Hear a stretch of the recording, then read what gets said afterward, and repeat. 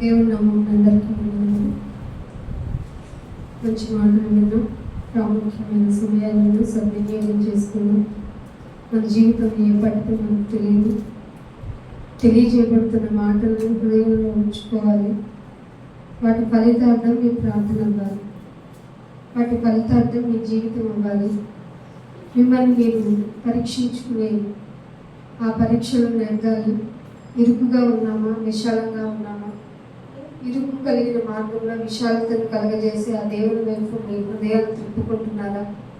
లేదంటే లోకపరంగానే ఆలోచిస్తూ ఇక్కడికి వచ్చి మళ్ళీ అన్నీ ఇచ్చిన దేవునికి ఇది ఇవ్వలేదేంటి అని ఈ రోజుకి ఫ్రెష్గా ఆ సమస్యను ఆయన ముందు పెడుతున్నామా?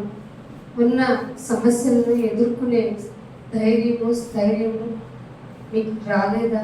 ఇవి పరీక్షించుకోవడానికి దేవుడు ఇచ్చాడు.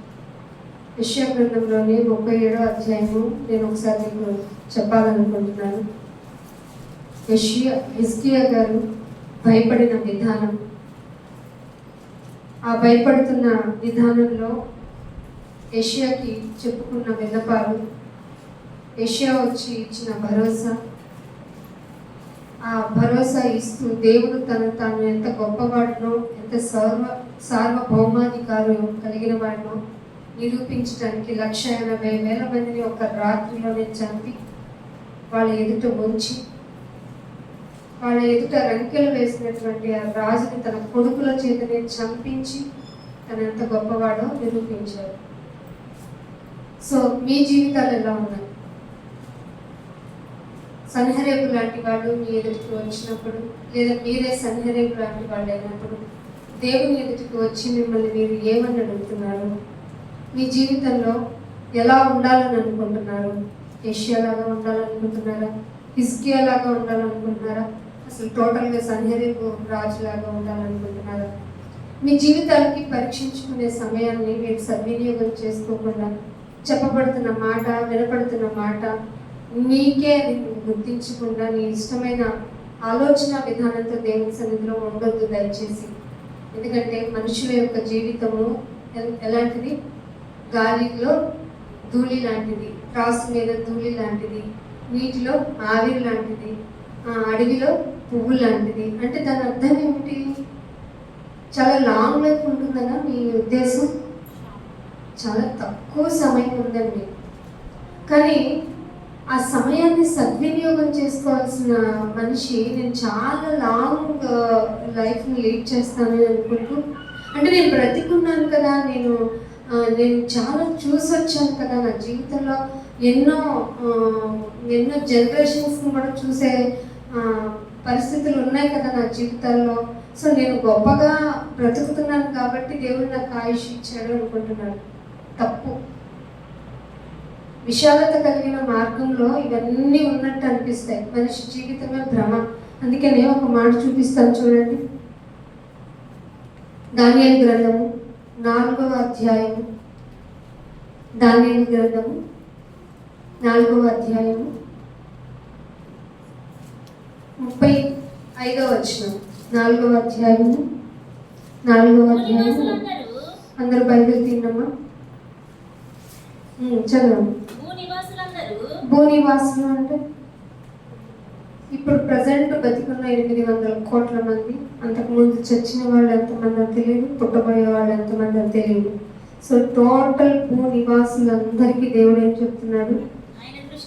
35వ వచనంలో భూనివాసులందరూ ఆయన దృష్టికి ఎవరట? నేను ఎవరినో తెలుసా? నా బ్యాక్గ్రౌండ్ తెలుసా? నా ఆస్తులు తెలుసా? నా గొప్పతనం తెలుసా? ఇలా మాట్లాడే వాళ్ళందరికీ దేవుడు మాట వినిపించాలా వద్దా? ఖచ్చితంగా వినిపించాలి, ఇంక్లూడింగ్ నీకు నాకు కలిపి. భూనివాసులందరూ ఆయన దృష్టికి ఎన్నికకు రానివారు. అంటే మనందరం ఆయన దృష్టిలో ఎలాంటి వాళ్ళం? పట్టించుకోనక్కర్లేదు. ఆయన అయితే ఆయనకున్న కెపాసిటీని బట్టి ఆయన పట్టించుకోనక్కర్లా. ఆయన పరలోక సేన పరలోక సేన ఎడలను, భూ నివాసుల ఎడలను, పరలోకంలో ఉన్న సైన్యంతో పాటు భూలోకంలో నివసించే వారి అందరి ఎడల మీ ఇష్టం నెరవేరుస్తారు అనుకుంటున్నారా ఏంటి? ఆయన ఇష్టం. చిత్తం అంటే మీకేంటో గ్రాంధికం విని విని అర్థమైంది, దాని సీరియస్నెస్ తెలియట్లా. చిత్తము అంటే ఆయన ఇష్టం నెరవేర్చుకుంటాడు. పరలోకంలో ఉన్న సేనలకి భూలోకంలో ఉన్న వారందరి ఎడల తన చిత్తాన్ని జరిగించుకునేవాడు. మీకు ఒకవేళ ఆయన చెయ్యి పట్టుకొని అసలు నువ్వేం చేస్తున్నావు నీకు అర్థం అవుతుందా, నా జీవితం ఏంటో నీకు తెలుస్తుందా, నేను ఎలా పడిపోయానో తెలుసా, నాకు అన్ని ఆర్థిక ఇబ్బందులు తెలుసా, నా బాధ ఏంటో తెలుసా, నా రోగం ఏంటో తెలుసా, అసలు నా గురించి నీకేం తెలుసని ఆయన చేయి పట్టుకొని నువ్వేం చేస్తున్నావని ఆయనతో చెప్పటానికి ఎవరు సమర్థులు? బైబిల్ ఏదో చదువుతుంది మనం. దేవుని గ్రంథం అంటే ఇలా ఉంటుంది. దేవుడు మాట్లాడితే మనం నోరు మూసుకోవాల్సిందే. యోబు గారికి ఎన్ని క్వశ్చన్లు వేశారో తెలుసా? టోటల్ మనందరికి ఇచ్చిన క్వశ్చన్ ఏంటో తెలుసా? భూలోకంలో ఉన్న వాళ్ళకి పరలోకంలో ఉన్న సేనకి వాళ్ళందరికీ నా ఇష్టం వచ్చినట్టు నేను జడ్జిమెంట్ చేస్తాను. నా చెయ్యి పట్టుకుని ఎవరైనా ఎందుకు ఇలా చేస్తున్నామని అడగగల సమర్థులు ఎవరైనా ఉన్నారా? సో మనం ఎంత కౌంటబుల్ పీపుల్లో మీరు అర్థం చేసుకోండి. మనం అనుకుంటున్నాం మనకున్న ప్రతిదీ ఈ లోకంలో చూసి ఈ లోకం గొప్ప అని చెప్పిన దాన్ని చూసుకుని అవి మన దగ్గర ఉన్నప్పుడు మనం కూడా చాలా గొప్పవాళ్ళం అనుకుంటున్నాం. కాదు, మనం చాలా రిక్తులుగా చేసుకోవాలి. కానీ మన జీవితం ఎలా ఉందంటే ఏ విషయం చూసైతే గర్వపడకూడదు, ఏవైతే వసతులు నీ దగ్గర ఉన్నాయో వాటి విషయంలో నువ్వు ఎక్కువ గర్వం పొందకూడదు, వాటన్నిటి విషయమే నిన్ను నువ్వు హెచ్చించుకోవడం నేర్చుకున్నావు. అందుకనే యెషయా గ్రంథంలోనే ఒక మాట చూపిస్తున్నాను చూడండి. యెషయా గ్రంథం అంటున్నా, కీర్తనలు 56వ కీర్తన. భయపడవద్దు అన్నదానికి దేవుడు హిజ్కియా భయపడుతున్నప్పుడు యెషయా ధీటుగా ఎందుకు సమాధానం ఇచ్చారు అంటే, యెషయా గారు ముందుగా చదివారు, బైబిల్ చదివారంటే దావీదు కీర్తనలు ముందే రాయబడ్డాయి. సో 56వ కీర్తన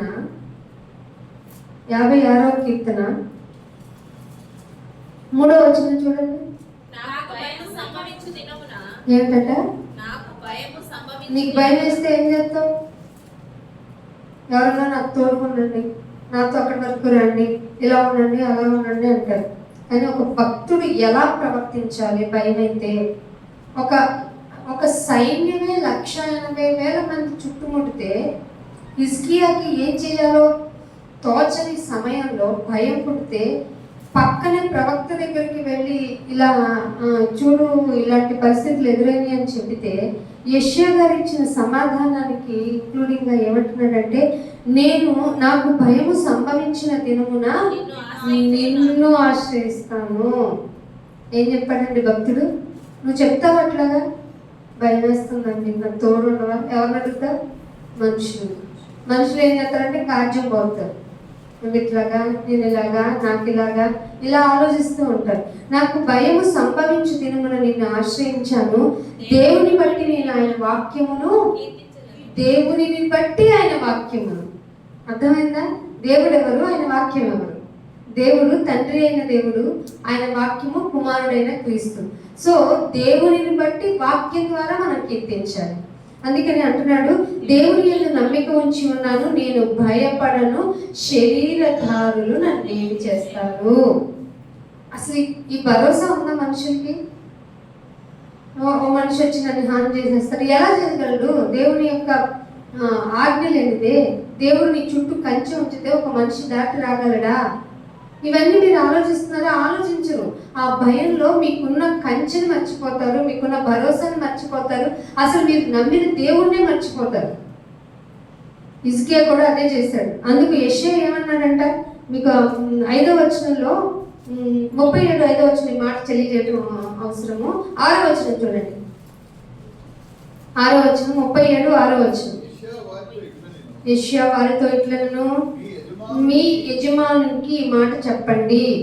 ఏంటంటే యెహోవా చెప్తుంది ఏంటో చెప్పండి. ఈ యజమానుడు అంటే హిజ్కియా రాజు. వింటున్నారా? 37వ అధ్యాయంలో ఎవరి బాధ ఇదంతా? హిజ్కియా బాధ. హిజ్కియా ఏమంటున్నాడు?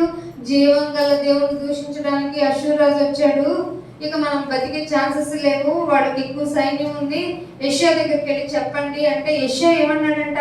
యెహోవా సెలవిచ్చింది ఏమంటే, అష్షూరు రాజు సేవకులు నిన్ను దూషిస్తే నువ్వేం చేయొద్దు, నీవు వినిన మాటలకు భయపడొద్దు. చాలా మంది చూడండి, మనల్ని భయపెట్టాలని, మన బాధ పెట్టాలని, మన విసిగించాలని చాలా మాటలు పలుకుతూ ఉంటారు. కానీ హిజ్కియాకి మీ యజమానికి వెళ్ళి చెప్పండి యెషయా ఇంత ధీమాగా ఎందుకు చెప్పగలిగాడు?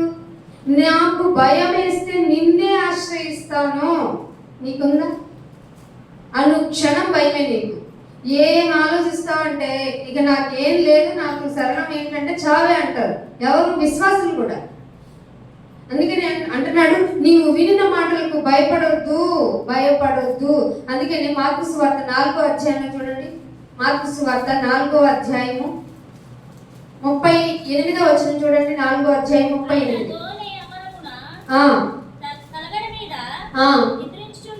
ఎవరు? యేసు ప్రభువారు ధోని అమరమున తలవాల్చుకొని నిద్రపోతుంటే వారు ఆయన లేపేశారంట. యేసు ప్రభువారు ఉన్నారు, భరోసా ఉంది, ఇంకా మనకేంటి, గాలితో ఏంటి సంబంధం, తుఫాన్ వస్తే ఏంటి సంబంధం అనే స్పృహ లేదు వాళ్ళకి.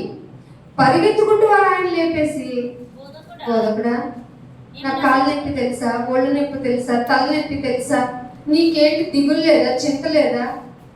వాళ్ళేమో తుఫానికి భయపడ్డారు, నువ్వు నీ జీవితంలో వచ్చే చిన్ని వాటికి, అసలు ఇంత చిన్న వాటికి భయపడితే నువ్వు సాతాన్ని ఎలా ఎదిరించగలవు? అది లోకాన్ని వెళ్తుంది, అది వెళ్తున్న లోకపు వ్యవహార శైలి వల్ల మనుషులంతా ఎలా అయిపోతున్నారు చూస్తున్నారా? మనిషి మృగం అయిపోతున్నాడు. ఇక్కడ అన్నాడు, బోధకుడా మేము నశించిపోతున్నాం, నీకు చింత లేదా? మీరు ఇలాగే ప్రార్థన చేస్తూ ఉంటారు, నీకు చింత లేదా నాయన?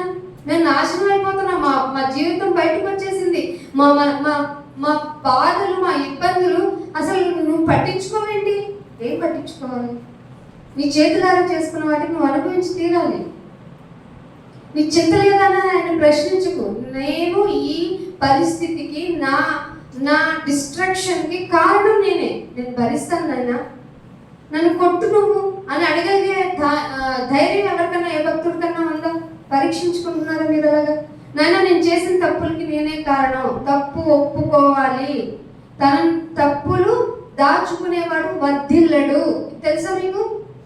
వర్ధిల్లట్లేదంటే అర్థం ఏమిటో తెలుసా? తప్పులు దాచుకుంటున్నాం, తప్పులు ఒప్పుకోవట్లే దేవుని దగ్గర. అందుకే చింత లేదా అంటే ఆయన లేచి గాలిని గద్దించి నిశ్శబ్దమే ఊరుకుండు అని గాలిని చెప్పాడంట. నువ్వు నేను కుక్కని చెప్పినా వినవు. ఆయన ఎవరికి చెప్పాడు? గాలికి. ఏ అరవకు. ఎలా చెప్పాడు? గద్దించి సైలెంట్గా ఉండు అన్నాడంట. ఈ డైలాగ్ మీకు అర్థమవుతున్నాయి? అంత గొప్ప దేవుడు వాళ్ళ నామలో ఉంటే వాళ్ళు ఎలా ఫీల్ అవుతున్నారు? చేతలేదని ఆయన అంటున్నారు. మన బ్రతుకు కూడా అంతే. భయపడితే మనం కూడా ఇలాగే ప్రార్థన చేస్తాం. ఇంకా ఏమంటున్నాడు అప్పుడైనా, మీరు ఎందుకు భయపడుతున్నారు? అసలు ఎందుకు భయపడుతున్నారు? మీకు ఇంకా నమ్మకం లేదా? ఇది దేవుడు మనల్ని అడుగుతున్నారు. మీరు కూడా ఇంకా నమ్మలేదా? నా కెపాసిటీ అంటే తెలియలేదా? నేనేం చేయగలను మీకు తెలియటం లేదా? యెషయా చెప్పాడు హిజ్కియాకి, నేను ఏం చేయగలను, ఎదుటివాడు ఎంత రంకెలేస్తున్నాడో నాకు అన్నీ తెలుసు. ఆయన అదే అంటున్నాడు, నాకు అన్నీ తెలుసు. మీరు చదవని 37, నాకు అన్నీ తెలుసు. మీరు అనుకున్నారు నేను ఏమైనా ఇక్కడ చేసిన నా యొక్క ఇష్టమే చేస్తాను, కానీ పైకి మాత్రం దేవా నేను ఎంత భక్తున్నో తెలుసా, ఎంత బాగా మాట్లాడతాను, ఎంత బాగా పాట పాడతాను, ఎంత బాగా ప్రార్థన చేస్తాను. నా ప్రార్థన లాంగ్గా ఉంటుంది తెలుసా. ఇంట్లో ఆరక్షణం చేయదు. ఇక్కడ ఎందుకు ఇంత లాంగ్ ప్రార్థన చేయగలుగుతున్నావు అంటే నువ్వు ఎంత భక్తో ఎదుటి వాళ్ళకి తెలియాలి. దేవుడికి అవసరం లేదు, నీ ఎదుటి వాళ్ళకి తెలియాలి. అందుకే దాన్ని బైబిల్లో ఏమంటుందో తెలుసా? వేషధారణ. మీకు వాక్యము మిమ్మల్ని ఎంత ఆదరించిందో, ఇరుకు మార్గంలో వెళ్తారు, సహించడం నేర్చుకోవాలని చెప్పిన బోధ మీకు బిట్టర్గా ఉంటుంది, అంటే చేదుగా ఉంటుంది. మాకు అన్నీ ఇచ్చేయాలి నాయన, సకల సౌకర్యాలు ఇచ్చేయాలి నాయన, నువ్వు అన్నీ ఇవ్వు, లేకపోతే నాకు భయం వస్తుంది తెలుసా. ఈ లోకంలో నేను ఎన్ని బాధలు తట్టుకోమంటావు, నా బాధ దేవుడికి కూడా తెలియదు. మన డైలాగ్ తెలియదా? నిజంగా నాకు అన్నీ తెలుసు అంటున్నాడు. అందుకని 1 తిమోతికి రాసిన పత్రిక 1వ అధ్యాయము 7వ వచనం. 1 తిమోతికి రాసిన పత్రిక 1వ అధ్యాయము 7వ వచనం. 1 తిమోతికి 1వ అధ్యాయము 7వ వచనం. కొందరు వీటిని మానుకొని ఏవి ఉండాలి? మెయిన్గా పవిత్ర హృదయము. ఉందా మనకి? బల తీసుకోవాలంటే ఏముండాలి? నువ్వు ఆరాధన చేయాలంటే ఏముండాలి? పవిత్రంగా ఉండాలి నీ హృదయం. ఉందా? సమాధానం ఉండదు, ప్రేమించడం ఉండదు, గ్రూపిజం చేయించుకుంటాము, మన మాటే వినాలనుకుంటాము, ఒకళ్ళు రూల్ చేయడం నేర్చుకుంటాం, మనం అసలు మాట్లాడితే ఎదుటివాడు భరించలేము, ఎక్కడ సర్వెంట్గా ఉండాలో ఉండము, ఎలా బ్రతకాలో మనకు తెలియదు. పవిత్ర హృదయం అంటే ఇంకెలా తెలుస్తుంది నీకు? పవిత్ర హృదయం నుండి మంచి మనస్సాక్షి. నీ మనస్సాక్షి ఎప్పుడన్నా నువ్వు మంచోడుగా అని చెప్పిందా? నిజంగా చెప్పుంటే మీరు ధన్యులు. చెప్పలేదా? మీరు చాలా డేంజర్లో ఉన్నారు. వెరీ గుడ్, నువ్వు చాలా మంచి దేవుని ప్రాసెసింగ్లో ఉన్నావని చెప్పాలంట. నిష్కపటమైన విశ్వాసం. నాయన గుడ్డిగా నమ్మేస్తాను నాయన, ఈ లోకం అనే గుంటలో ఉన్నాను, ఈ లోకం అనే ఊపిలో ఉన్నాను, నాకు ఏమొస్తే ఏమి, నువ్వు ఉన్నావు కదా చూసుకోవడానికి, నువ్వు గాలినే కత్తించిన వాడివి, నిశ్శబ్దంగా ఉండు అని చెప్పిన వాడివి. నిష్కపటమైన విశ్వాసం కావాలి. బల్ల తీసుకోవాలంటే హృదయము ఎలా ఉండాలంట? పవిత్రంగా ఉండాలి, మంచి మనస్సాక్షి ఇచ్చేదిగా ఉండాలి. విశ్వాసం నుండి ఇంత నిష్కపటమైన విశ్వాసంతో ఉంటే నీకు ప్రేమే ఉంటుంది. ఎదుటి వ్యక్తుల పట్ల అసూయ ఉండదు, ద్వేషం ఉండదు, కోపం ఉండదు. ఒకవేళ ఉన్న ఈవినింగ్ లోపు స్మాష్ అయిపోతుంది. అందరినీ తాడుకొని నిలబడతావు.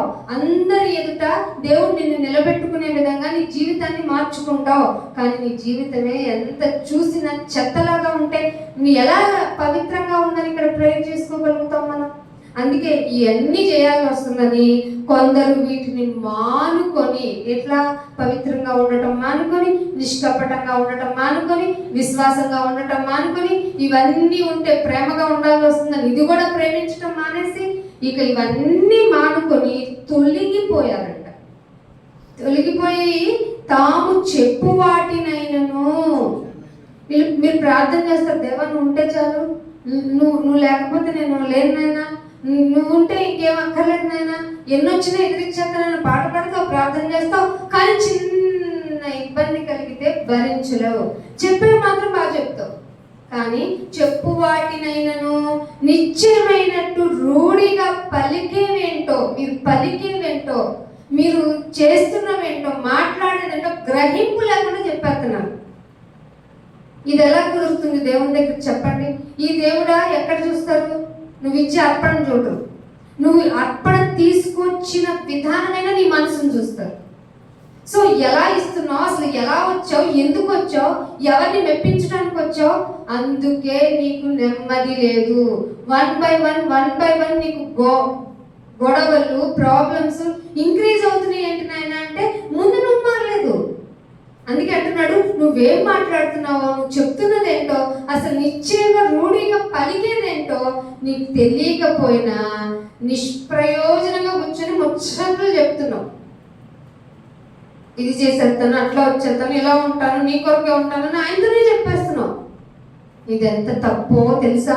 అందుకనే మీరు జాగ్రత్తగా మీ జీవితాన్ని మార్చుకోవాలి. మీరు ఎవరికి భయపడాలి? ఫిలిప్పీలకు రాసిన పత్రిక 2వ అధ్యాయము, ఫిలిప్పీలకు రాసిన పత్రిక 2వ అధ్యాయం 9వ వచనం చూడండి. 2వ అధ్యాయం 9వ వచనం. అందుచేత పరలోకమందున్న వారిలో గాని, భూమి మీద వెతికితే వారిలో గాని, భూమి క్రింద కొంతమంది బంకర్లు చేసుకుని వాటిలో నివసిస్తున్న వాళ్ళైనా గాని, సముద్రం కింద ఉన్న వాళ్ళైనా గాని, ప్రతి వాని మోకాలు మీకు ఇప్పుడు కాళ్ళ నొప్పులు ఉండొచ్చు, మోకాళ్ళ నొప్పులు ఉండొచ్చు, వన్ ఫైన్ డే మీ ప్రతి ఒక్క మోకాలు యేసు నామములో వంగి తీరాల్సిందే. మీరు ఏమనుకుంటున్నారు? నాకు అన్నీ ఇవ్వు అనేవి ఇక చాలు అనేవి లేవట. మీ జీవితం కూడా అంతేనా? ఇక చాలునైనా, ఏదైనా వీటితో సరిపెట్టుకోగలను, నువ్వు ఇచ్చిందంతో సంతుష్ట సహితమైన దైవభక్తితో నువ్వు ఉంటే నాకు అన్నీ ఉన్నట్టే, నేను చింత ఎందుకు పడతాను, భయం ఎందుకు పడతాను అని ఏమన్నా అన్నారా? ఈ ఇస్కియాలాగా భయపడిపోయి గోను పట్టు కట్టుకున్నావు, ఇంకేముంది, మనకి ఇంకే ఏది లేదు, ఇక మనకి శక్తి లేదు, పోయి ఆ యెషయాకి చెప్పండి ఏమంటాడో చూడండి అంటే, యెషయా ఏమన్నాడు? నాకు భయము కలిగితే నేను ఎవరిని ఆశ్రయిస్తానో తెలుసా? అధికారుల, పొలిటీషియన్స్నా? వాళ్ళు మనుషులే కదా. ఏ అధికారి నీ ప్రాబ్లం తెచ్చగలరు చెప్పండి? దేవుడు తప్ప ఎవ్వరు నీ ప్రాబ్లం సాల్వ్ చేయలేరు. ఆయన ప్రాబ్లం సాల్వ్ చేయాలి అంటే నీకు పవిత్రమైన మనస్సు ఉండాలి, హృదయం ఉండాలి, మంచి మనస్సాక్షి ఉండాలి, మంచి నిష్కపటమైన నిరీక్షణ ఉండాలి. అప్పుడే ప్రేమ ఉంటుంది. అప్పుడు ఆయన నువ్వు ఏం చెప్పినా వింటారు. నువ్వు ఆయన వినట్లేదంటే అర్థం ముందు నువ్వు బాగోలేదు. ఎంత చెప్పినా ఇవే చెప్తావా, మేము బాగోలేదని చెప్తావా, నా వల్ల కాదు. నేనేమి లోకపరమైన విషయాలతో మిమ్మల్ని మభ్యపరచలేను. సమాధానం లేని టైంలో మీకు సమాధానం అని చెప్పే డ్రామాటికల్ ప్రీచర్ అయితే నేను కాను. దేవుడితో మనకి సమాధానం లేదు. మన సమాధానం అంతా పోయింది. మన నటన చూస్తున్నాడు. మన హృదయపు ఆలోచన పుట్టక ముందే ఆయన చూసి నా గురించి ఒక డెసిషన్ తీసుకున్నాడు. కానీ ఆ డెసిషన్ పాజిటివ్ అయితే ఓకే, నెగటివ్ అయితేనే మనం మార్చుకోవడానికి ఛాన్స్ ఉంది కాబట్టే బతుకున్నాం. దీన్ని వినియోగించుకోకపోతే దీనికి ఫలితము, దీనికి ఖరీదు నువ్వు ఖచ్చితంగా అనుభవించి తీరుతావు. అందుకనే కొలసీలకు రాసిన పత్రిక 1వ అధ్యాయము 16వ వచనం. కొలసీలకు రాసిన పత్రిక 1వ అధ్యాయము 16వ వచనం.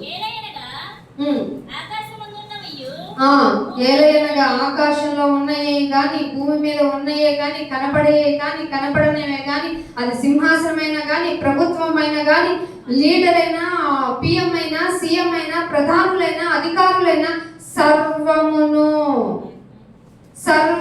మీరు నమ్ముకోవాల్సిన దేవుడు, మీరు నమ్ముకుంటున్న దేవుడు ఎంత హై పిచ్ లో ఉన్నాడో చూడండి. సర్వమును ఆయన యందే క్రియేట్ చేయబడ్డాయి. నువ్వేమనుకుంటున్నావు? ఆయన దగ్గరికి రావడం అంటే నువ్వేమనుకుంటున్నావు? ఎంత గొప్ప ధన్యత అయితే నువ్వు ఆయన మందిరంలోకి అడిగి పెట్టగలిగావు. ఆయన సర్వమును ఆయన చేతనే సృజించబడెను, సర్వమును ఆయన ద్వారానే ఆయనను బట్టే సృజించబడ్డాయి. ఇంకా దేనికి నీకు భయం? ఆయన ఉంటే చాలు కదా. అన్నీ ఇచ్చే నాన్న కావాలా? నాన్న తెచ్చిన బొమ్మలు కావాలా పిల్లవాడికి? మీరు చెప్పండి, ఏం కావాలి? అన్నీ ఇచ్చే నాన్నే కావాలి. నాన్న నువ్వు ఉంటే చాలా నాలు కదా. ఇలా అనకుండా నాన్న నువ్వు తెచ్చిన ఆ బొమ్మ ఇవ్వా, నువ్వు తెచ్చిన ఆ పొట్లం ఇవ్వా, ఆ స్వీట్ బాక్స్ ఇవ్వవా, ఆ కాజూస్ ఇవ్వా, ఈ డ్రై ఫ్రూట్స్ ఇవ్వా, ఈ బట్టలు ఇవ్వవా, ఇగో ఇల్లు ఇవ్వవా, ఇవ్వా అంటే నువ్వు ఇస్తూనే ఉంటాడు. నాన్నకున్నదేంటి? ప్రేమించే గుణం. కాబట్టి ఆ పరమ తండ్రి అన్నీ ఇస్తున్నాడు. ఇస్తున్నదంతా అనుభవించి సోమర్తనం నేర్చుకొని ఆయన గురించి ఆలోచన లేకుండా ఈ రోజు ఈ ప్రాబ్లం ఉంది తీర్చవా అంటే వస్తున్నావు మళ్ళీ నువ్వు గుడికి. ఇక నిన్ను నువ్వు మార్చుకోవా, నిన్ను నువ్వు కడుక్కోవా, నిన్ను నువ్వు పరీక్షించుకోవా? మరి ఎలాగా ఎప్పుడు ఆయన రాజ్యానికి ఎలిజిబుల్ అయ్యే విధంగా నిన్ను నువ్వు చెప్పుకోగలుగుతావు? ఏం కావాలో నాకు తెలుసు అన్నప్పుడు నాయన నేను నీ కొరకు ఎలా బ్రతుకును అని చెప్పడం నేర్చుకుని నీతో ఆయన నీకు ఎంత టైం ఇవ్వాలి ఇంకా? అందుకే నీకు రోజు చెప్పిస్తున్నాడు, ఆయన బ్రతిమలాడుకుంటున్నాడు. ఆయన చెబుతూనే ఉన్నాడు. ఒకరోజు నువ్వు ఆయన చెప్పడు, మౌని అయిపోతాడు, నువ్వు అరుస్తూనే ఉంటావు. ఒకరోజు కాదు, 2 రోజులు కాదు, 3 రోజులు కాదు, నెల కాదు, సంవత్సరం కాదు, సంవత్సరాలే కాదు, యుగాలు. భయం అనిపించట్లేదా? ఇది టెంపరీ లైఫ్. ఇక్కడ ఎగ్జామ్ కోసమే మనం వచ్చాం, రాసి వెళ్ళిపోవాలి. అది ఎరిగిన వాళ్ళు గుడారాలు వేసుకొని బ్రతికారంట. ఎంతో ఆస్తి ఉన్న అబ్రహాం గారు విశ్వాసములకు కర్త, తండ్రి. ఎలా అయ్యావు నాయన? నువ్వు తండ్రిగా విశ్వాసాలకి ఫాదర్ ఆఫ్ ఫెయిత్ ఎలా అయ్యావు? నాకు అన్నీ తెలుసు. నిరీక్షింపబడి వాటి యొక్క నిజ స్వరూపము నా యందు నివసిస్తే తప్ప నేను వెళ్ళలేనని తెలుసు. కాబట్టి నాకు ఎంత ప్రాపర్టీ ఉన్నా, ఎన్ని ఆస్తులున్నా నేను గుడారంలో ఉండటానికి ఇష్టపడ్డాను. ఈవెన్ ఆయన నన్ను పరీక్షిస్తే నా కొడుకును వేసేయడానికి కూడా నేను వెనుకాడలేదు. చాలు ఆ స్వరం వినబడకపోతే ఇస్సాకు తల తెగిపోయేది. ఈ ధీమా ఉందా మీకు? అయ్యో నా బిడ్డ గుడికి రాకపోయినా పర్లేదు కానీ బడిలో డైరెక్ట్గా వెళ్ళిపోవాలి, ర్యాంకులు కొట్టేయాలి, మంచి ఉద్యోగం తెచ్చుకోవాలి. ఇది దురాశ కదా? ముందు నా బిడ్డ దేవుల్లోనే ఉండాలి, దేవుల్లో నలగాలి, ఆ దేవుని మాట విని వాడు బాగుపడాలి అనే ఆశ లేని నీకు వాడి ద్వారా వచ్చేది ప్రతిదీ నువ్వు అనుభవించాలి. తప్పదు. ఇంకా ముందు దేవుని ప్రేమను నేర్పించడం తెలుసుకోండి. దేవుని కొరకు బ్రతకడం ఏంటో నేర్పించండి. ఎదుటి వారి కొరకు ఏ సాక్రిఫైస్ చేయాలో నేర్పించండి. యేసు ప్రభు ఎలా ఉన్నాడండి? 1 కొరింథీయులకు రాసిన ఫిలిప్పీలకు రాసిన పత్రిక 2వ అధ్యాయము ముగింపుకు వచ్చేసాను. మీరు ఫిలిప్పీలకు రాసిన పత్రిక 2వ అధ్యాయము 5వ వచనం చూడండి. క్రీస్తు యేసునకు కలిగిన ఈ మనసు. ఏ మనసునైనా? క్రీస్తు యేసుకు ఒక మనసు ఉందా? ఆ మనసు ఏం కోరుకుంది?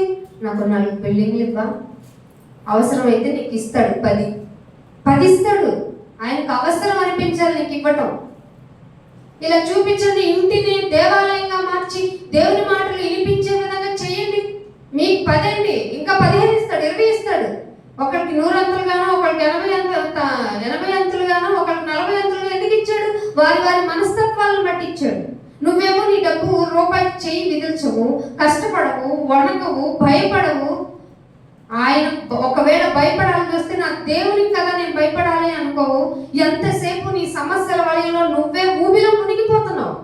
అందుకే దేవుడు అంటున్నాడు, క్రీస్తు యేసుకు కలిగిన ఈ మనస్సు మీరు కలిగి ఉండండి. ఇది ఏంటైనా ఆ మనస్సు అంటే ఆయన దేవుని యొక్క ఈక్వల్. ఆయన చూస్తే దేవుని చూసినట్టే. ప్రపంచంలో కోరికది, దేవుడా నిన్ను చూడాలి, అయితే యేసుని చూడు. ఎలా ఉన్నావు నైనా? ఎలా ఉన్నానో చెప్పనా? నా యొక్క వన్ ఆఫ్ ది యాంగిల్ ఏంటంటే, ఆ స్వరూపం కలిగిన వాడునైనా, నేను దేవునితో ఈక్వల్ పర్సనాలిటీ అయినా నేను కోరుకోలేదు. దేవునితో ఈక్వలైజేషన్ అది వదులుకున్నావా? నువ్వు అధికారితో ఈక్వల్ అంటే మనం కాలు ఎగరేస్తాం, మనకంటే గొప్పవాళ్ళు లేడనుకుంటాం. అయ్యో ఒక అధికారి వచ్చి, లేకపోతే ఎవరైనా తెలిసిన ఈ లోకంలో ప్రసిద్ధి చెందిన వాళ్ళు మనతో వచ్చి చక్కగా మాట్లాడితే మనలో ఎక్కడ లేని గర్వం వచ్చేస్తుంది. నాకు ఆయన తెలుసా? ఏం తెలుసు? గుర్రములు, రౌతులను, మనుషులు నమ్ముకున్న నిన్ను చూసి ఆయన ఏడుస్తున్నాడు. మారాలి నువ్వు. అందుకే అంటున్నాడు, దేవునితో సమానంగా ఉండుట విడిచి పెట్టకూడని భాగ్యం అది. ఆయన ఎవరి కోసం విడిచిపెట్టాడు? దేవునితో సమానంగా ఉండే భాగ్యాన్ని, లేకపోతే ఆయన విడిచిపెట్టకూడని ఆ భాగ్యాన్ని ఎవరి కోసం? ఆయనకి ఏంటి లాభం చెప్పండి? సిలువ వేయబడటం వల్ల ఒక్కటి చెప్పండి. పేరు ఎలాగో ఉంది, పరలోకం ఎలాగో ఉంది, ఆస్తులు, అంతస్తులు ప్రతిదీ ఆయన లేకుండా లేదు కదా. అలాంటి ఆయన రిక్తుడిగా ఎందుకు చేసుకోవాలి? అందుకే మనుష్యుల పోలికగా. ఇది చాలా డేంజర్ తెలుసా? మనిషి పోలిక పుట్టడం అంటే, మనిషి పోలిక అంటే మనిషి అంటేనే బలహీనతలు కలిగిన శరీరాన్ని ధరించుకోవడం. ఆ కోరికలు కలిగిన శరీరంతో పుట్టి ఎలా ఉన్నాడంట? నేను ఎంత పెద్ద రాజునో తెలుసా అనలేదట. దాసుని స్వరూపం. నేను ఎన్నో నా ఇష్టం వచ్చినట్టు చేస్తా, ఎందుకంటే నా చేత క్రియేట్ చేయబడింది కదా అనుకోలేదట. దాసుని స్వరూపం ధరించుకొని తనంతట తానే. నువ్వు తగ్గించుకుంటావు, నీ అంతే తగ్గరా, నేను ఎందుకు తగ్గాలి అంటావు నువ్వు.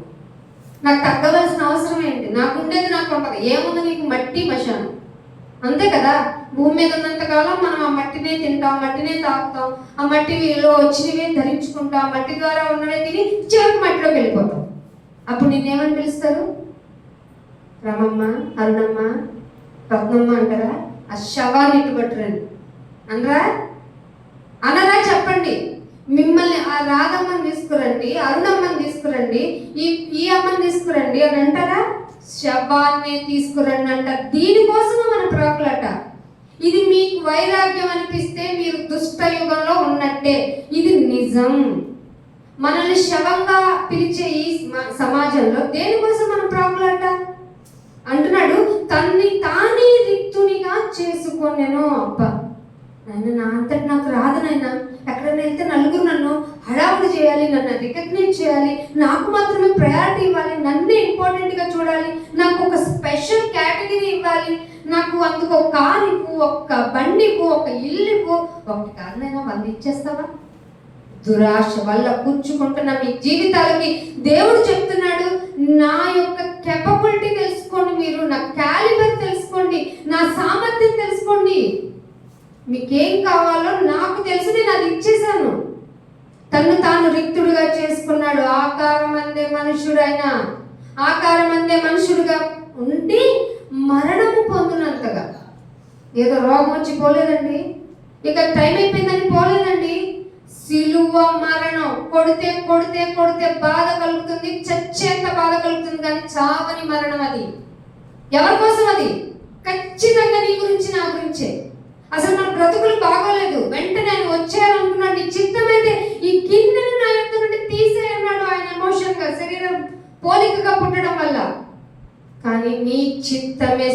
వర్ధించుగాక అనటానికి కారణం నువ్వు నేనే, మన పాపాలే. మనమేమో నేనెంత గొప్ప వీరుణ్ణి, ధీరుణ్ణి, సూర్యుణ్ణి అంటావేంటి? నీ వీరత్వం దేవుడికి తెలీదా? నీ సూర్యత్వం దేవుడికి తెలీదా? నువ్వెంత గొప్పవాడో దేవుడికి తెలీదా? ఎందుకండి మనుషులుగా గొప్పవాళ్ళు అనిపించుకోవడం? సన్హెరీబు అదే చేశాడు. ఎవరిని ముట్టుకోకూడదో వాళ్ళని ముట్టుకున్నాడు ఆ టైంలో. మీకు కూడా అదే చెప్తున్నాను. మీరు నమ్ముకున్న దేవుడు ఏ విధంగా ఉండగలడో, ఏ విధంగా చేయగలడో తెలిసి మరి ఆయన చిన్న చిన్న కోరికలు, ఇశ్రాయేలీలు అడిగినట్టు దోసకాయలు, బంగాళదుంపలు ఇవి అడగండి. వాటర్ లేదని అలగటాలు వాళ్ళు చేసినవి మనం చేస్తున్నాం. తప్పు. మీకేం కావాలో ఆయనకి తెలుసు. ఒకవేళ మీకు ఇబ్బంది అయితే ఆయన అడగండి. నేను భరించలేకపోతున్నాను అయినా నీ చిత్తం అయితే దీన్ని తీసేయని అడగండి. మీ యొక్క మనస్తత్వాన్ని బట్టి అయితే తీసేస్తాడు, భరించడానికి శక్తిని ఇస్తాడు. దాన్ని కృప అన్నాడు. మారాలి కదా మనం. 1వ తరగతిలో ఉన్న పిల్లవాడు 1వ తరగతిలోనే 10 సంవత్సరాలు ఉంటే ఏమంటారు చెప్పండి? చదువుకున్నట్టేనా? అది చదువు అంటారా? మీ జీవితంలో ఇన్ని సంవత్సరాల నుంచి చర్చికి వచ్చినప్పుడు నీ కుటుంబాన్ని నువ్వు రక్షించుకోలేదంటే నీ ప్రవర్తన బాగుందా? అందుకే తను తాను రక్షణ చేసుకునే విధానంలో మరణం పొందినంతగా, అంటే శిలువ మరణం పొందినంతగా విధేయత, ఒబీడియన్స్ కావాలండి ఈ రోజుల్లో. కానీ మనుషులందరూ గర్వంతో విరవీగుతున్నారు. తను తాను తగ్గించుకోవాలని నేర్చుకోవాలి విశ్వాసులు. ఎవరి మనసు ఉంటే వస్తుందండి తగ్గించుకునే విధానం? క్రీస్తును కలిగి ఉన్న మనసు మీరు కలిగి ఉంటే. కలిగి ఉన్నారా? అసలు లేరట. అందుకనే శిలువ మరణం పొందినంతగా అంటున్నాడు. సామెతల గ్రంథం 16వ అధ్యాయం 18వ వచనం చూపించి ముగించేస్తాం చూడండి. సామెతల గ్రంథం 16వ అధ్యాయము 18వ వచనం. మీరు నాశనమునకు ముందు, అది ఎవరినైనా గర్వంగా బిహేవ్ చేస్తున్నారు అనుకోండి, వాడు బాడీ లాంగ్వేజ్ తెలిసిపోద్ది. వాడు అమాయకుడు అనుకుంటాడు మనల్ని చూసి. మనకే అంత ఇది ఈ ప్రాసెస్లో అర్థమైపోతుంటే వాడు ఎలా ఉంటాడో తెలుసా? వాడు జీవితం అంతా గర్వంగానే పడుతాడు. వాడు గర్వంగా ఎందుకు ఉంటున్నాడో తెలుసా? నశించిపోవటం. ఈ నాశనము కలిగి ఉండకూడదని నీ గర్వాన్ని అణచి నేనెవరినో చూపించటానికే నీకు ప్రాబ్లమ్స్. Do you mind? మీకు మైండ్లోకి ఉందా? ప్రాబ్లం వచ్చింది నాయన తీసేయంటే నువ్వు ఆయన భక్తుడివి కాదు. ప్రాబ్లం ఉన్న నేను నా విశ్వాసాన్ని పోగొట్టుకోను అంటున్నాడు. నాశనమునకు ముందు గర్వం నడుస్తుంది, పోతావు, ఇంకా పడిపోతావు నువ్వు అన్న ముందు అహంకారంగా ఉన్నది. ఎన్ని చెప్పినా ఏంటంట? ఎవరైతే నాకేంటంట? ఎవరి మాట నేను ఎందుకు వినాలంట? ఓకే, మనుషుల మాట వినకు. మనుషుల చేత దేవుడు చెప్పిస్తున్న మాటను కూడా వినవా? అయితే పోతావన్నమాట, నాశనం అయిపోతావన్నమాట. నాశనమునకు ముందు గర్వము, పడిపోవటానికి ముందు అహంకారమైన మనసు చూసిన వాళ్ళ చూసారనుకోండి, మీరు గమనించారనుకోండి, వాళ్ళ పట్ల జాలి పడండి. నాశనం అయిపోతే బ్రతకగలరా? అదే సామెతలు 13వ అధ్యాయం 10వ వచనం చూడండి. అదే సామెతలు 13వ అధ్యాయం 10వ వచనం ఏమంటారా? గర్వం వస్తే ఏంటో తెలుసా ప్రాబ్లము? గొడవలే. అంటే మన ఇంట్లో గొడవలు జరుగుతున్నాయి అనుకో, నేను గొడవలు పెట్టేదానిగా ఉన్నాను అనుకో, నేను సర్ది కూర్చున్నట్టుగా నటిస్తూ అందరి మధ్య చిచ్చు పెడుతున్నాను అనుకో, నాలో ఏమున్నట్టు? నేను ఎంత గొప్పవాడినో తెలుసా? పరీక్షించుకుంటున్నావా? ఇంటిలో గొడవ ఎందుకు అవుతుంది నాయన అని నువ్వు పరీక్షించుకొని నాలో ఏమన్నా గర్వం ఉందా? అందుకే అంటున్నాడు, గర్వం వల్ల జగడమే పుడుతుంది, ఏ ప్రాబ్లం సాల్వ్ అవ్వదు. నువ్వు చేసే ఎంత దేవుడు పని చేసినా నీ హృదయంలో గర్వం పెట్టుకొని చేస్తే ఏ స్థితిలోనైనా నేను స్తుతించేస్తానని చెప్పి ఇంటికెళ్ళి రంకెలు వేస్తే, నీ కుటుంబంలోనే నీకు సాక్ష్యం లేకపోతే నువ్వు విశ్వాస త్యాగం చేయడమేగా. అందుకే అంటున్నాడు, జగడకు పుట్టును గర్వం ఉంటే ఆలోచనతో విన్నావా? అది ఏమొస్తుంది? వినలేదు కదా, మీకు జ్ఞానం లేదు, అందుకే మీకు గర్వం వచ్చింది. ప్రతి క్షణం దేవుని వాక్యంతో నువ్వు స్కాన్ చేసుకుంటే నువ్వు ఎంత అల్పుడో. ఇందాక చదివా కదా దానియేలు 4:30, నువ్వు అసలు మనం ఆయనకి ఎన్నిక లేని వారం.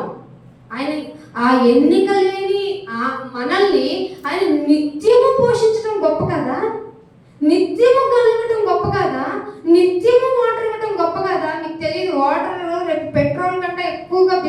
పెరుగుతాయి. పెట్రోల్ అన్నా దొరుకుతుందేమో కానీ వాటర్ దందా ఇంకా పెరుగుతుంది. ఇది ఎవరి వల్ల వచ్చింది? మనుషుల యొక్క స్వార్థపూరితమైన వివేచన లేని గర్విష్ఠతో కూడిన విధానం వల్లనే కదా. మీరు మారండి, మీలో గర్వాన్ని తీయండి, మీ పెద్దల్ని గౌరవించండి, ఆ పెద్దల ద్వారా చెప్పబడుతున్న మాట ఖచ్చితంగా పాటించి తీరండి. చాలా విషయాల్లో మనం తప్పిపోయాము, పరీక్షించుకుందాం, మారుదాం. గొడవ వల్ల, గర్వం వల్ల జగడమే.